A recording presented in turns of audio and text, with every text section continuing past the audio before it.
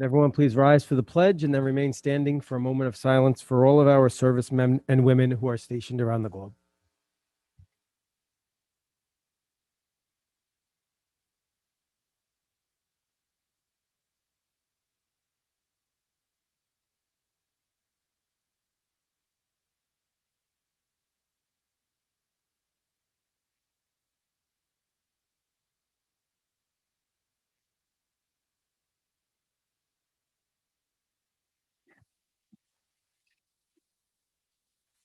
I'd like to turn the meeting over to Dr. Pelletieri for the We Are Sachem Superintendent's Report. Thank you, and I'm going to immediately turn over to Mr. O'Keefe and our budget presentation.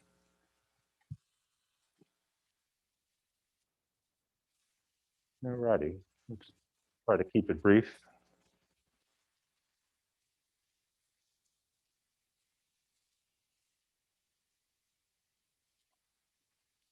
Matt, would you hit that one? Please, just one of them, I think makes it better. I don't know which one, but. There we go. Two. All Thank right. you. Yep, they still light up. And we still have Laura. Okay, great. Welcome, everybody. This evening is just sort of like a recap of everything. Last meeting, we concluded the budget process. So tonight's the budget adoption meeting where the board will come together and vote on the budget that will be presented to the community for their consideration. We'll have our public hearing on May 5th, and the vote is on May 18th. So just to recap on the tax levy, we went over this in the last meeting. Nothing has changed since we last discussed this. For the proposed tax levy for the 21-22 school year will be $199,508,705. The breakdown is there for you on the screen. I do realize at home it is a bit hard to see, but basically distilling the formula down into its simplest parts, we take the levy from the current year, which is the $195 million you see up on top. We add to it the two different components, which are percentages we receive from the state. First is the tax-based growth factor. So that's growth of real brick and mortar property within the district, whether it's new construction or properties that have grown in assessed value. So the state assesses a factor for us for the formula. So the levy grows by $860,000 because of that growth. The allowable levy growth factor is the one part of the equation that all districts share. So the consumer price index for last year was 1.23%. So that's that component of the calculation. So we pick up just shy of $2.3 million there. There were no TRS or ERS exclusions because the rates did not increase more than 2 percentage points more than the prior year. A slight change in pilots, which are payments in lieu of taxes. Those are properties that are not on the tax rolls. And the change in the capital tax levy. That's the part of the equation that is different for every district. That part of the equation takes a look at all the district's debt, your building aid, and any capital projects. So that number can change year to year. Here you see a positive growth of about $800,000 for the total levy of the $199,508. That's a 1.97% budget increase or levy increase. So it's within the tax cap and requires only a simple majority vote. I put this slide here for both the board and the community because I know in recent days there's a lot of confusion going on because obviously we've heard from our legislators and we're hearing in the media of tremendous increases in state funding. And it's also getting muddied a bit with the monies that will be available for districts to apply for from the federal grants. So the federal grants, like we discussed in the last meeting, that is something completely separate. But there are districts that did get very sizable increases in foundation aid, which is our primary aid category. Now, historically, since foundation aid comes out, for whatever reason, with the way state does things, certain districts have been fully funded and other districts have been underfunded. Sachem is not one of those districts that's been underfunded. So I just did a quick look through the state aid runs for Nassau and Suffolk County, just to give you a sampling of how some districts' foundation aid grew. So you're looking at Nassau County, you've got districts like Glen Cove and Hewlett-Woodmere, 27 to 31% increases in their state aid in that category. Here in Suffolk County, Riverhead, 71.59%, South Huntington, 28%. You scroll to the bottom, you see Three Village and Sachem. We're both frozen at 2%. These two districts are already at their fully funded formula, So we only got the flat 2%, which was what was afforded to all districts if you were fully funded. So just to put it in perspective, you take a district like Brentwood, you see they got 16.57%. When we went through the state aid runs that Sachem received, we know that we got about a $3.2 million increase in state aid, only of which $2 million is actually usable because the other component is for pre-K. Brentwood, with that 16% increase in foundation aid, got $35 million more in foundation aid and $45 million total in additional state aid. So quite a dramatic difference between what Sachem got at 3.2 million and Brentwood got at 45 million. So there's been calls from some legislators, districts should freeze their tax levy or reduce them to zero. There are districts where that could be very feasible because they did receive a windfall this year in their state aid. Sachem just received the flat minimum. Our calculations are within the tax cap, so it would not be a recommendation that I'd make to the board that we would, go without anything other than the 1.97 to the public. Revenue budget, again, very hard for you to see at home. Budget to budget increase of about $6.9 million or 2.1%.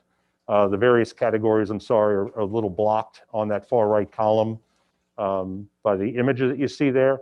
But the total budget of $340,355,000. Oh, they're moving on the other side of the screen. Floating away on us. Equally balanced by the expenditure budget, because obviously expenditures and revenues do need to match. So exactly the same. Here, I just distilled it down into these main categories. As you know, as we've gone through the process, there's upwards of 700 different budget categories. I just put it in the functional component ranges. See a general support, so that's everything non-instructional, whether it's the business office, the facilities department, grounds, maintenance, security, insurance, legal fees, things of that nature. The next category is instruction. So that's all instruction, general instruction and special education. Transportation is all of our transportation costs, both in-house and contracted for, benefits throughout the district. Our debt service payments, the $15.7 million, that's our principal and interest payments on our outstanding debt. And finally, interfund transfers. So that's monies that are either earmarked for capital projects or monies that are earmarked to run our summer special education program. So again, sum total of $340,355,000, a 2.1% increase, and it is tax cap compliant. So just some highlights, and maybe Dr. Pelletieri, you want to jump in on some of these things as well, just to go through some of the things. I know that this has been primarily a rollover budget, but there are a tremendous amount of good things in this budget, things that have been added, things that we continue to support, whether it's equipment throughout the district, technology, athletic equipment, or even, very importantly, capital projects to the district. We know that for years, certain things weren't done around the district, so we're doing a lot of catch up. So one of the great things that this budget's supporting, and I'll just jump to the bottom, I'll let Dr. Pelletieri take care of some of the things up on the top of the slide. We're continuing our roof replacements here at Samoset, Merrimack, and Waverly. We've got a tremendous amount of roofing work that's needed here in the district. We have bathrooms at Samoset, at Sagamore, at Seneca that all need to be replaced. We've got the Seneca music room that needs to be renovated. We're doing the Sagamore music room this summer. We've got the main bathrooms in the high school north octagon. We've got the auxiliary gym floor at high school north. Right now it's like a composite plastic material. It gets very slippery in damp weather or cold weather. We're going to remove that. We're going to replace it with a conventional maple floor. And we're going to retrofit the high school stadium lights with LEDs, get rid of the old inefficient halogens that we have there. And finally, we're still continuing on our process of renewing the school bus fleet by buying 6 new buses this year. Mr. O'Keefe, thank you. You got to see Mr. O'Keefe get excited when we talk about roof replacements, locker rooms, bathroom renovations, but they are necessary components of what we do. Our schools are an extension of our homes. Our families take time in them, our students are in them, our staff are in them days after days, all day long throughout the year. We want to make sure that they are safe, clean environments. I just was over north. I think that addition and the wood gym floor back there is going to be exceptional and something that we've been looking for. But getting over to a couple of things I wanted to talk about. We did talk about 2 additional nurses, 1 for each high school. Again, very important in this day and age, and something that we're happy to move forward with. The numbers of kids that are there in those buildings certainly require, or certainly is something that we wanted to do in that position. The additional guidance counselors, again, what our students have gone through this year, everyone has gone through this year. Being able to provide that guidance component at the elementary level is going to be key, and it's certainly a highlight for me and something that I'm proud that we're moving forward with. The cleaning in terms of our additional custodians in the 10 elementary buildings is something that we're looking forward to as well. Something that does get me very excited is this technology piece. We are going to be talking tonight. We're going to have a presentation tonight from our Budget Advisory Committee. They're going to recommend that we talk about, I don't want to steal any of their thunder, but this technology piece, we've talked about it a couple of times now around one-to-one for our students at the secondary level. I'm confident that this budget allows us to do that. We're going to be moving forward with that. We'll have a presentation in May around what that will look like, but real exciting time in terms of these initiatives for one-to-one and really launching our kids, I think, our community forward in terms of 21st century skills in our schools. And of course, athletics in terms of the batting cages, ice machines don't sound like, again, a lot of fun, but those are things that that are necessary in terms of our schools and need. The AEDs, having these for our athletes, for our coaches to be prepared, God forbid any issues, really an important component of what we do as well. So thank you, John. All right. And when the voters go to the polls this year, again, for the second year in a row, there will be 2 propositions for them. Proposition 1 is voting on the budget, and Proposition 2 will be utilization of our capital reserve. So the board has allowed me to move forward with putting a second proposition on there. Again, continuing on the capital work that's being done within the budget. So we just discussed the items that are within the budget. These items are not within the budget. They're not part of the tax levy, but these are monies that we have saved in our reserves that can only be utilized for capital projects. Our secondary bathrooms throughout all 5 buildings, very, very poor condition, unfortunately. Many of them are still original to the buildings. The elementary bathrooms did get a refresh during the bond campaign back in 2004, 2006, but most of the secondary bathrooms had not been touched. So this is basically going into bathrooms at 40, 50, 60 years old and doing complete refreshes on them. Some of them are not completely ADA compliant, things of that nature. So utilizing these funds, instead of spreading this out in the budget over multiple years, we utilize the reserve. We should be able to tackle most of the secondary bathrooms within 1 school year. So you're sitting here, you're looking at the entire list is literally just bathrooms. Yes, so it's $3 million we'd be utilizing from the reserves. So the taxpayers will have 2 options. They'll vote on Proposition 1, then vote on Proposition 2. Proposition 2 has no impact on the levy, does not raise taxes. So if the voters do not approve Proposition 2, nothing changes within the budget. It does not lower the tax levy. The only thing that would happen is we just can't move forward with these projects, and that $3 million would stay in the reserve. The reserve's current balance is just about $3.3 million. So we would be utilizing the majority of the monies in that reserve, but that's specifically what that reserve was set up for. So that would be certainly something I'd recommend. And that basically concludes this evening. Like I said, we'd gone through most of these things over the last 6 presentations. If there's any questions from the board, I could certainly help answer them, or if not, I'll turn the floor over to Mr. Reynolds for his presentation. Thank you very We're all much. good? John. Thank you. John, thank you to you and your team in particular. Yes, I have Mr. Sachs here. He helps me behind the scenes with all the numbers. Ron, thank you.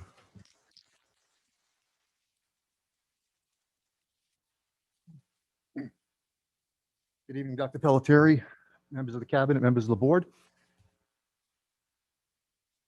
On behalf of the Budget Advisory Committee, I just want to thank everybody for giving us the opportunity to participate in this process.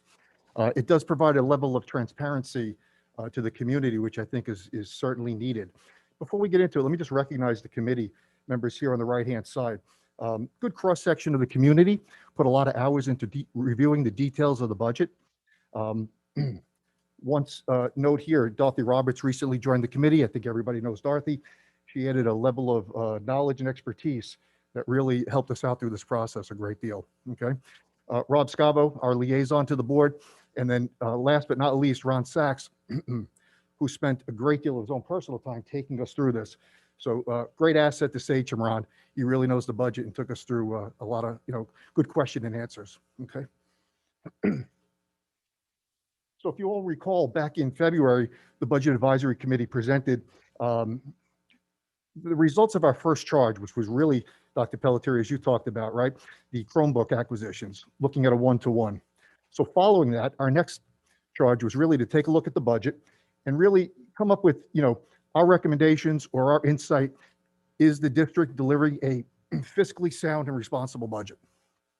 So we had a mission statement, right? Is the budget fiscally responsible? Does it balance the needs of our students, teachers, and taxpayers? Okay.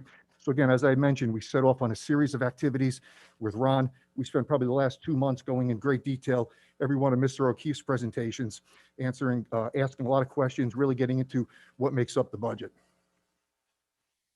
Just again, a couple of high-level observations. We think the administration does a great job in providing the transparency needed to the community. The presentations are very well structured, a lot of good detail there, okay? One of the things that we realize is a lot of these costs are fixed, a lot of contractual obligations there, okay? So again, we talked about this in February. There's some flexibility, but a lot of the costs are fixed, right? One of the things that really kind of stuck with us was this 2% tax cap. So we think you do a really good job of providing that transparency and explaining it. Just keep doing that, because I think there is some confusion in the community as to what that actually means. When we come out with 2.1, supposed to be 2, but once I think people understand that, it becomes clearer. So, okay. And again, we talked about our recommendation, right? So again, from February, our recommendation was to move forward with the purchase. We're still recommending that. I think we feel very strongly that the budget can support that. So really, it's a 1-to-1 device to student ratio from grades 6 through 12. So that's our recommendation. Hasn't changed from February. We're still committed to that. I want to thank you for that recommendation and that commitment. And again, as I stated before, that is something we feel we can do. We're going to present on it to the community and to the board Right. at our May 5th meeting. Really important that we, again, recognize the work of the committee and that commitment. I thank you. Great. Any comments or questions before I proceed? Okay. So again, looking forward to the next budget cycle, right? A couple of things that we'd like the board and the administration to consider. Again, keep an eye on expenses, explore methodology to, ensure all expenses are justified. As you look at something, let's say we budgeted 100,000. Can we do it for 98? Can we do it for 95? We know you do that, but just keep doing that and keep looking at expenses and how do we get efficiencies in the system, right? One of the charges we'd like to ask the board to give this committee next year is really look at student activities across the board as it relates to sports, clubs, STEM-related activities. Are our resources being shared equitably across the student environment? Okay, so that was one of the, couple of things we saw in the budget where there could be some heavily weighted areas versus others. And that's a charge that we'd like the board to give the committee next year and see if we can explore that. And that's going to be, sort of a pretty intensive discussion around the district to understand what clubs are being offered. Can we use the money, more efficiently? What clubs, does the community want, right? And how are we spending those resources? Okay. So again, really the budget, advisory committee is recommending to the board to adopt this budget. So we feel confident the district has done a really good job of presenting a fiscally sound budget, and that's our recommendation. I'll stop there and ask you any comments or questions. Thank you very much. I agree. I feel that this is a fiscally sound and responsible budget. I want to fully endorse that and state that very clearly. And again, I want to thank our budget team and the advisory committee for your diligence. Great. Thank you, everybody. Thank you very much.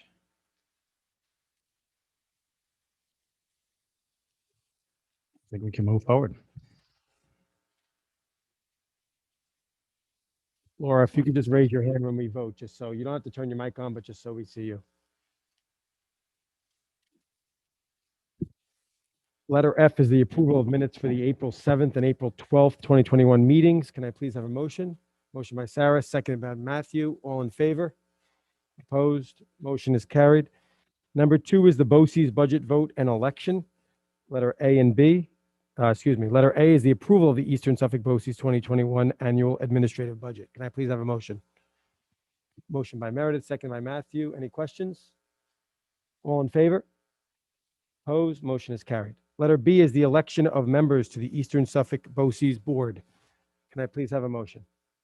Motion by Matthew, seconded by Laura. Any questions? All in favor? Opposed? Motion is carried.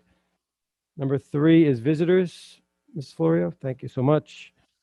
Number 4 is the adoption of the 2021-2022 Sachem budget. Can I please have a motion? Motion by Matthew, seconded by Meredith. Any questions? All in favor? Opposed? Motion is carried. Number 5 is business items, consent agenda A through F. Can I please have a motion? Motion by Matthew, seconded by Sarah. Any questions? All in favor? Opposed? Motion is carried. Number 6, after we do it, I'm just going to stop for a second, is personnel, teachers, consent agenda A through M. Can I please have a motion? Motion by Matthew, seconded by Laura. Any questions? All in favor? Opposed? Motion is carried. Mrs. Capel-Eden? Yes, good evening. We'd like to take just a very brief moment to just kind of acknowledge a very significant approval by the Board of Education this evening. We just had the approval of 30 of our teachers and a teacher assistant to retire at the end of the school year, which is a momentous event, not only for us, but it's also for them a life-changing decision. And we want to recognize, as in the past, pre-COVID, we are planning on having a board recognition. The board recognition will be inviting all of our teachers to come to the board so we can officially recognize them and acknowledge them and present them with a gift and appreciation for their time, service, and dedication. So congratulations.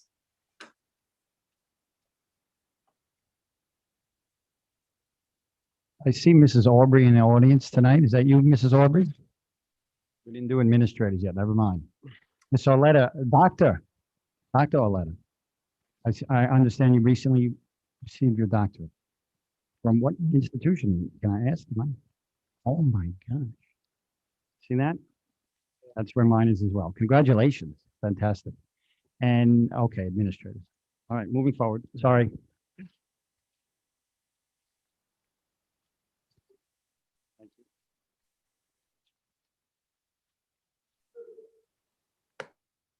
Number 7 is personnel support staff, consent agenda A through F. Can I please have a motion? Motion by Matthew, seconded by Sarah. Any questions? All in favor? Opposed? Motion is carried.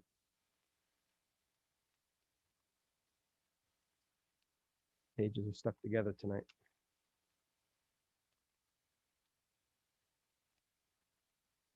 On the top of page 11 is personnel administrators. The retirement of administrative personnel for the 2020-2021 school year. Can I please have a motion? Motion by Matthew. Seconded by Meredith. All in favor? Opposed? Motion is carried. But it's always painful to say goodbye, and certainly it's not goodbye. It's just a kind of a next chapter or maybe next period, depending on how you want to look at it. I see Mrs. Aubrey out in the audience tonight, Mrs. Dolan. I've only come to know you over the past few months, and just exceptional educators and exceptional people, which is what I love about both of them. So as Kristen said before, we will have more of a goodbye in the future in our June meeting, right, Kristen? Thumbs up? Yes, okay.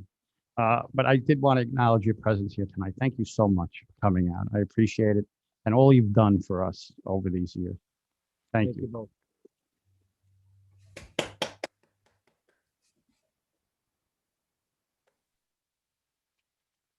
Number 9 is contracts, consent agenda A through N. Can I please have a motion?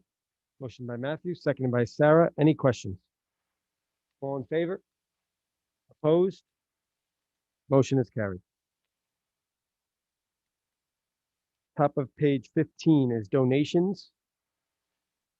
There are three. The first donation is from John Healy and the Eagle Scout Project. The second is from Continental Marble.